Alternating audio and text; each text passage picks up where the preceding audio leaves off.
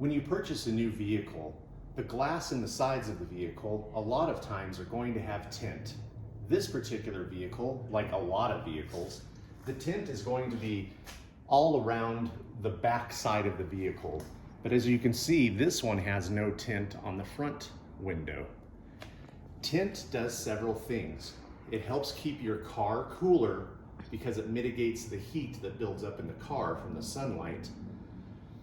And it also gives you privacy.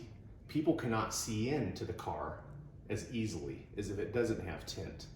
Tint has several different shades of darkness to it.